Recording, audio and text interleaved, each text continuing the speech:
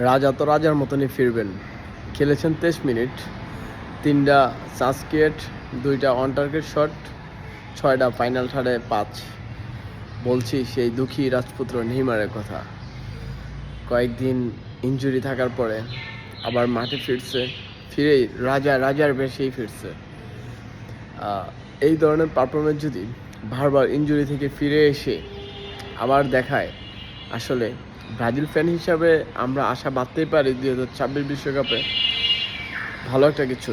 But আমরা always এটা আশা করি যে নেইমার জুনিয়র সুস্থ থাকুক, এটি আমাদের সবচেয়ে বড় পাওয়া।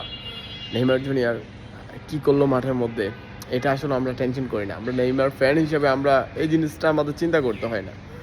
রাজা সবসময়ই কামব্যাক করে রাজার মতনই।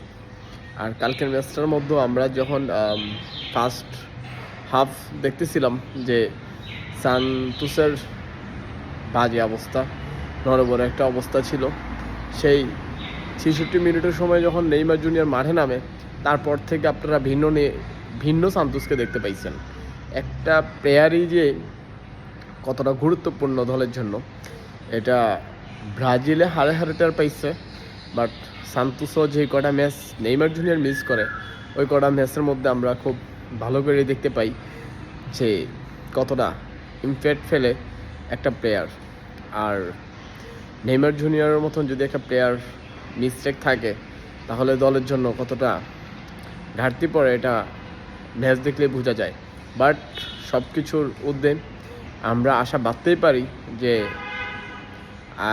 নভেম্বরের মধ্যে 2টা ম্যাচ আছে। এই 2টা ম্যাচে হয়তো কার্লো আনচেলত্তি ডাকবে, যেহেতু কার্লো আনচেলত্তি বলেছেন যে এবার ঢাকার আগে বেশিরভাগই ব্রাজিল লিগ থেকে নেওয়ার চেষ্টা করবে। সেই জায়গা থেকে ফিলিপে কুতিনহোকে আমরা মিস করব। আবার নেইমার জুনিয়র, আমরা আশা করি নেইমার জুনিয়র স্কোয়াডে থাকবে, ফিলিপে কুতিনহোও থাকবে।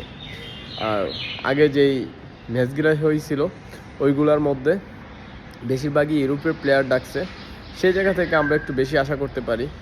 বাট যদিও না ঢাকে, তাহলে আমরা বেশি অবাক হব না, কারণ নেইমার জুনিয়রকে অনেক বেশি সুযোগ দিতে চাচ্ছে কার্লো আনচেলত্তি। আর 2026 বিশ্বকাপের জন্য পুরোপুরি ফিট চাচ্ছে। যেহেতু নেইমার জুনিয়র এখন পুরো 90 মিনিট খেলার মতন অবস্থা আছে, সে জায়গা থেকে আমরা আশা করতে পারি নেইমার জুনিয়রকে আমরা সামনে স্কোয়াড ঘোষণা করবো আগামীকাল, সেখানে আমরা দেখতে পাবো।